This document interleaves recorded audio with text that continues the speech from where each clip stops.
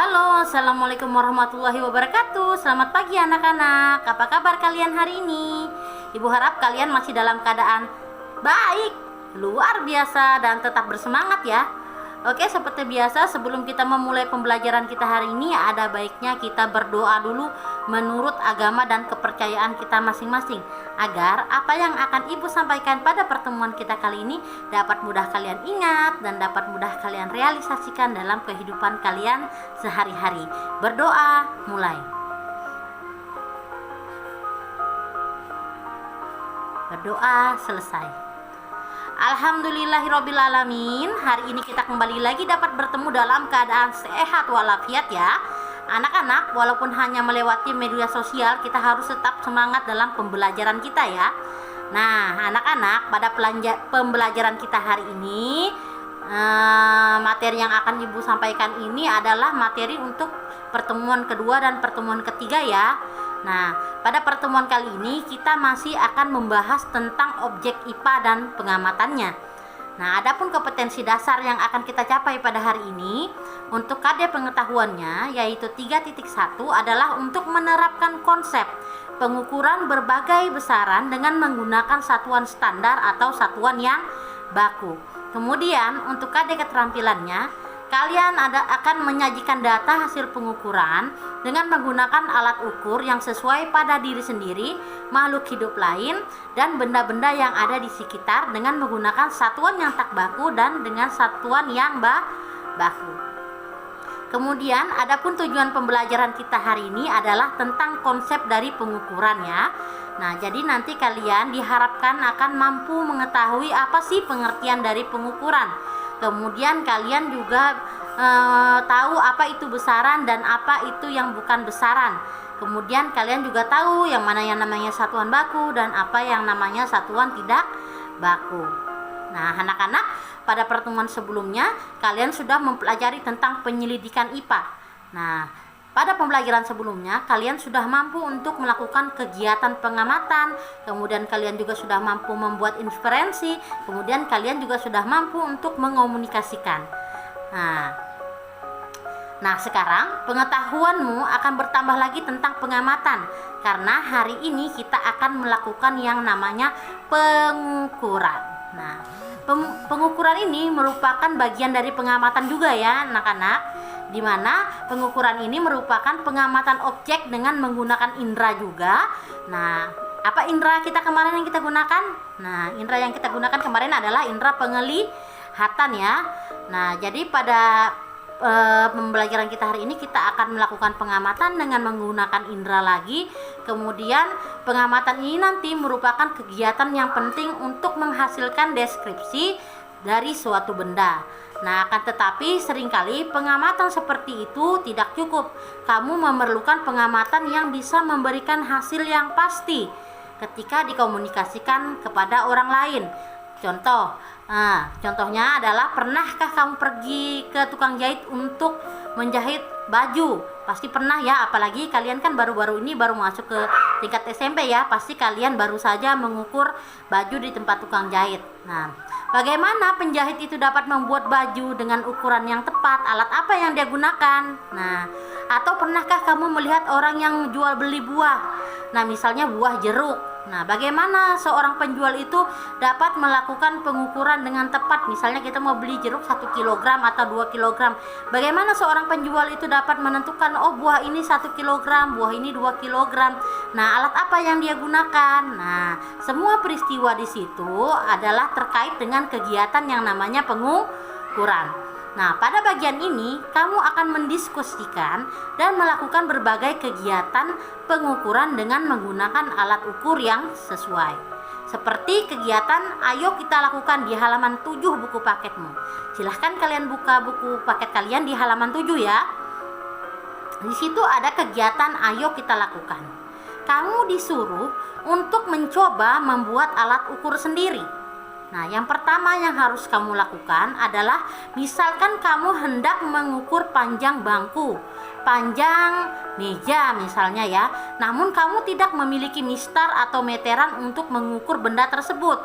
Nah, kemudian kamu disuruh menggunakan sesuatu yang ada di sekitarmu sebagai alat ukur panjang, misalnya buku, pensil, pulpen, ataupun jengkal pada tanganmu. Nah, atau benda-benda lain pokoknya yang ada di sekitarmu itu dapat dijadikan alat ukur ya. Kemudian ukur panjang bangku dan lebar meja yang ada di dekatmu menggunakan alat-alat yang telah kamu temukan. Kemudian mintalah salah seorang temanmu untuk melakukan pengukuran yang sama dengan benda yang sama, tapi menggunakan alat ukur yang berbeda dengan alat ukur yang kamu gunakan. Kemudian nanti kamu disuruh menalar dan mengomunikasikan, yaitu dengan cara membandingkan pengukuranmu dengan pengukuran yang temanmu lakukan. Nah, jika hasil pengukuran dikomunikasikan kepada orang lain, apakah orang tersebut memperoleh pemahaman yang sama dengan kamu nantinya? Nah, berdasarkan hasil perbandingan tersebut, hal penting apa yang harus kamu rumuskan bersama. Kemudian kamu disuruh mendiskusikan bersama kelompokmu ya.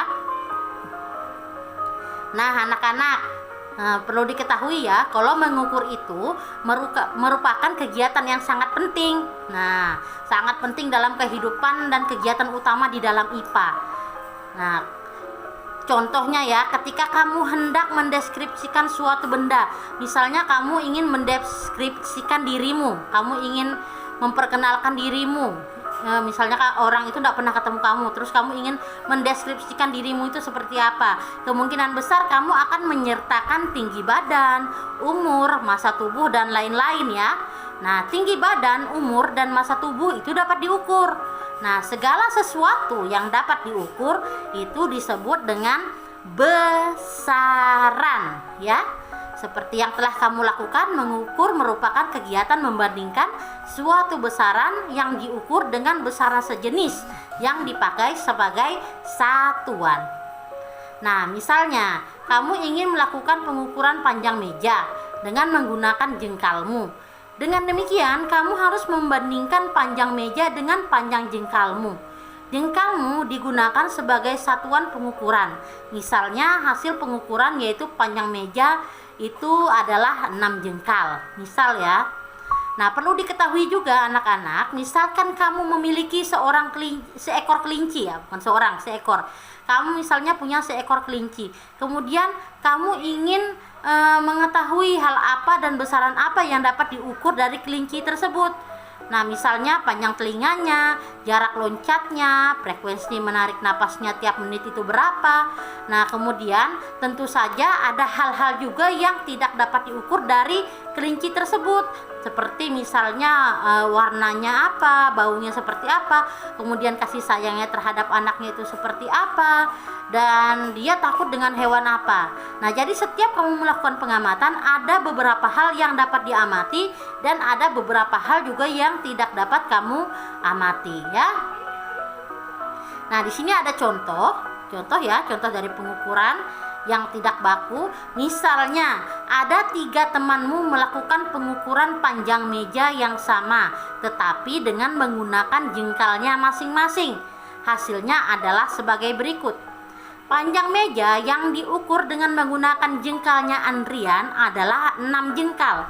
Kemudian panjang meja yang diukur dengan menggunakan jengkalnya Edo adalah 5,5 jengkal. Dan panjang meja yang diukur menggunakan jengkalnya Emi adalah 7 jengkal. Mengapa hasil ketiga pengukuran itu berbeda? Nah, jadi sekarang bayangkan ya, apa yang terjadi jika setiap pengukuran di dunia ini menggunakan satuan yang berbeda-beda. Misalnya jengkal. Ketika kamu memesan baju, misalnya kamu pesan baju di tempat tukang jahit dengan menggunakan lengan 3 jengkal misalnya, kemungkinan besar hasil tidak akan sesuai dengan keinginanmu. Kenapa? Nah, karena penjahit itu menggunakan jengkalnya, yang notabene-nya jengkalnya itu ukurannya berbeda dengan jengkal kita. Jadi hasilnya tidak sesuai nantinya, tidak maksimal. Seperti contoh yang dapat kamu lihat di halaman 9. Kamu bisa lihat di situ di halaman 9, dia menggunakan depa ya. Nah, kamu bisa lihat antara laki-laki dan perempuan di situ. panjang tangan mereka itu berbeda dan mereka ingin mengukur dinding yang ada di belakang mereka ya. Nah, otomatis hasil pengukuran yang laki-laki dengan hasil pengukuran yang perempuan nanti akan memperoleh hasil yang berbeda karena fisik mereka juga berbeda. Jadi tidak terlalu efisien ya untuk mengukur suatu benda dengan menggunakan satuan yang tidak baku ya. Kemudian selanjutnya kita akan melakukan kegiatan ayo kita lakukan di halaman 10 buku paketmu. Silahkan dilihat. Kalian disuruh mengamati benda-benda yang ada di sekitar kalian. Misalnya jeruk. Nah, tuliskan ide sebanyak-banyaknya. Besaran apa yang dapat diukur pada benda tersebut.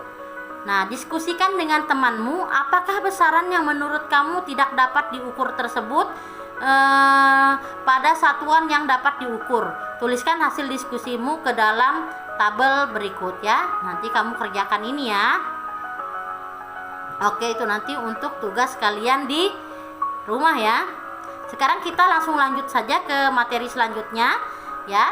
Satuan-satuan tersebut adalah contoh satuan baku dalam satuan internasional atau SI. Nah, setelah tahun 1700, sekelompok ilmuwan menggunakan sistem pengukuran yang dikenal dengan nama sistem metrik. Nah, pada tahun 1960, sistem metrik dipergunakan dan diresmikan sebagai satuan sistem internasional. Nah, penamaan ini berasal dari bahasa Prancis yaitu Le Système International de Unités. Nah, dalam satuan SI, setiap jenis ukuran memiliki satuan dasar. Contohnya, panjang memiliki satuan dasar meter. Untuk hasil pengukuran yang lebih besar atau lebih kecil dari meter, dapat digunakan awalan-awalan seperti yang ditunjukkan pada tabel 1.1. Kamu bisa lihat di bukumu ada tabel 1.1 ya. Nah, penggunaan awalan ini memudahkan dalam berkomunikasi karena angkanya menjadi lebih sederhana. Misalnya untuk menyebutkan 20.000 meter dapat dipermudah dengan menjadi 20 km. Nah, nilai kelipatan awalan tersebut menjangkau objek yang sangat kecil hingga yang sangat besar. Contoh objek yang sangat kecil itu adalah atom, molekul, dan virus. Sedangkan objek yang sangat besar itu contohnya adalah galaksi. Nah, dan sekarang ada contoh penggaris ya. Kalian bisa lihat di buku paket kalian halaman 11. Di situ ada gambar penggaris. Nah, kalian disuruh mengamati satuan baku yang ada di dalam mistar. Nah, di situ ada satuannya ya. Kalian bisa lihat di gambar itu ada satuannya milimeter dan inci. Nah, tuliskan satuan baku yang ada di dalam mistar tersebut, bandingkan kedua satuan panjang dalam mistar tersebut. Nah, setelah kalian mengamati, nah, kalian perhatikan gambarnya ya. Ada satuan di dalam penggaris itu, ada tulisannya di ujung paling atas sebelah kiri.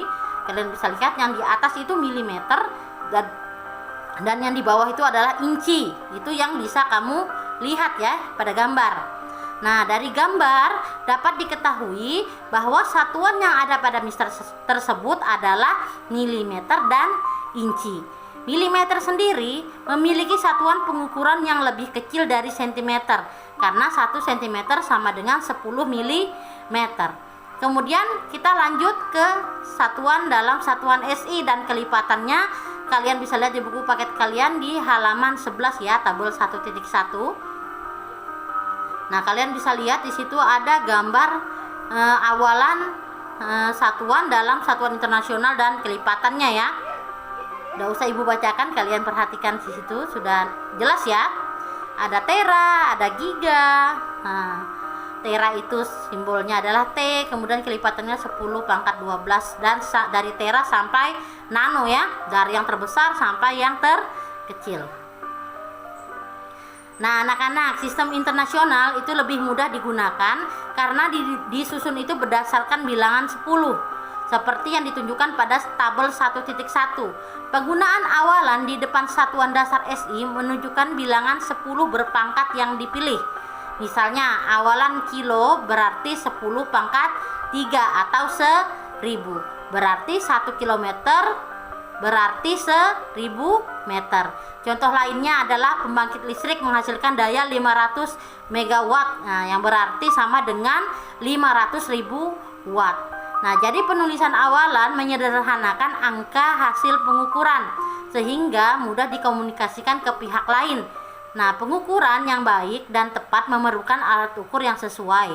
Kemudian kalian disuruh melakukan lagi kegiatan berikutnya. Nah, selanjutnya mari kita lakukan lagi kegiatan di halaman 12.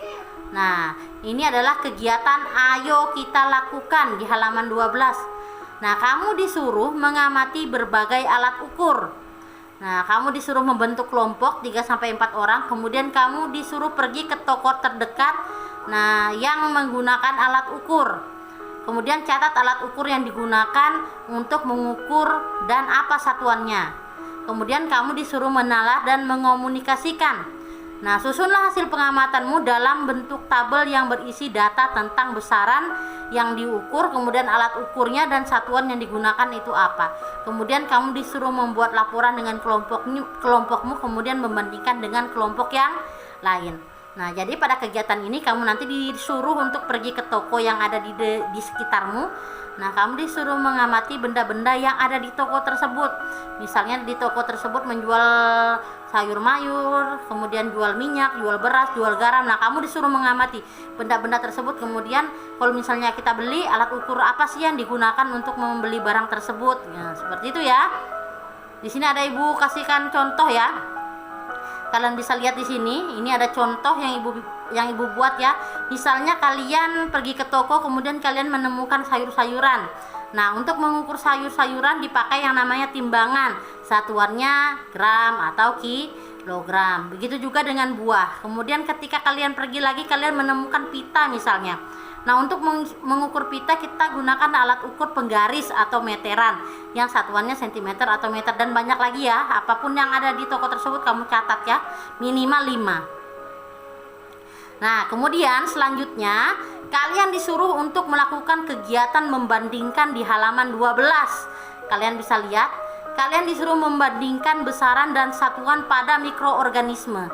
Nah, bakteri memiliki panjang sampai dengan 10 mikrometer dan virus memiliki panjang sampai dengan 100 nanometer. Berdasarkan data tersebut, manakah yang berukuran lebih panjang, bakteri atau virus? Jelaskan jawabanmu. Nah, anak-anak, tadi di atas sudah ada ya. Di atas pada tabel 1.1 di situ sudah ada konversi, yaitu 1 mikro itu sama dengan 10 pangkat min 6 dan 1 nano itu sama dengan 10 pangkat min 9. Sekarang kamu disuruh menghitung 10 mikrometer atau bakteri yang panjangnya 10 mikrometer dengan virus yang memiliki panjang 10 nanometer, yang mana yang lebih panjang? Nah, kamu disuruh mengkonversikan ya. Nah, untuk menjawab pertanyaan di atas, maka digunakan satuan internasional pada tabel 1.1 tadi ya. Nah, 1 mikrometer itu sama dengan 10 pangkat min 6. 10 pangkat min 6 sama dengan 1 dibagi 1 juta atau sama dengan 0,000001 dikali 10 ya. Nah, kenapa dikali 10? Karena kamu disuruh menghitung besar dari bakteri. Bakteri tadi kan virusnya panjangnya adalah 10 kan. Nah, berarti 0,000001 tadi itu kamu kalikan 10. Nah, hasilnya adalah 0,04 kali 1 atau sama dengan 1 dikali 10 pangkat min 5. Ngerti ya? Paham ya? Kalau 10 pangkat min 6 berarti nolnya ada 6 ya. Nah, karena dia min jadi dia 0, nolnya ada 6, kemudian diakhiri dengan angka 1. Kemudian kita ingin menghitung lagi panjang virus. Panjang virus tadi adalah 100 nanometer. Nah, 1 nanometer sama dengan 10 pangkat min 9. 1 nanometer sama dengan 10 pangkat min 9. Berarti 1 dibagi dengan 1 miliar ya, karena nolnya ada 9. Kemudian sama dengan 0,00000001 dikali dengan 100, karena tadi kita mau menghitung panjang virus itu adalah 100 nanometer. Hasilnya adalah 0, kemudian nolnya 6 kali 1 atau sama dengan 1 dikali 10 pangkat min 7. Nah, dari penjelasan di atas maka dapat kita tarik kesimpulan bahwa bakteri itu lebih panjang daripada virus, karena bakteri itu panjangnya 1 dikali 10 pangkat min 5, sedangkan virus adalah 1 dikali 10 pangkat min 7. Paham ya sampai sini ya? Oke, selanjutnya kalian disuruh lagi mengamati. Di sini ada di halaman berapa ini ya? Halaman 13 ya. Nah, di halaman 13 di situ ada gambar planet. Nah, kamu disuruh mengukur benda langit. Nah, benda langit terletak berjauhan satu dengan yang lain. Satuan yang digunakan untuk menyatakan jarak benda atau benda langit adalah satuan astronomi atau SA. Nah, kemudian juga bisa menggunakan yang namanya tahun cahaya. 1 SA atau satu satuan astronomi sama dengan jarak bumi dan matahari. Jumlahnya adalah 150 juta kilometer. Nah, 1 tahun cahaya sama dengan jarak tempuh cahaya selama 1 tahun, sama dengan 9, triliun kilometer. Nah, jarak bumi dan Pluto adalah 5.900 juta kilometer. Berapakah jarak tersebut dalam satuan astronomi? Coba kalian hitung. Nah, gampang ya caranya. Nah, tadi kan kita sudah tahu 1 SA sama dengan 150 juta. 150 juta langsung saja kita kalikan dengan 5.900 juta. Hasilnya adalah 88 triliun 500 miliar kilometer. Gampang ya, tinggal dikalikan saja. Nah, untuk menambah pemahaman kalian mengenai materi ini, maka kalian disuruh untuk melakukan kegiatan latihan di halaman 13. Nanti semuanya akan di-share melalui WA ya, nanti akan di-share ulang melalui WA. Oke, alhamdulillah anak-anak, waktu belajar kita telah habis. Di pertemuan kedua dan ketiga ini, Ibu harap kalian sudah memahami tentang yang namanya pengukuran. Kalian sudah tahu apa sih itu pengertian pengukuran. Kemudian kalian juga sudah tahu besaran dan yang namanya besaran dan yang mana yang namanya bukan besaran. Kemudian kalian juga sudah tahu apa itu satuan baku dan apa itu satuan tidak baku. Untuk tugas nanti akan Ibu share melalui WA dan Messenger dan harus kalian kerjakan hari ini juga ya.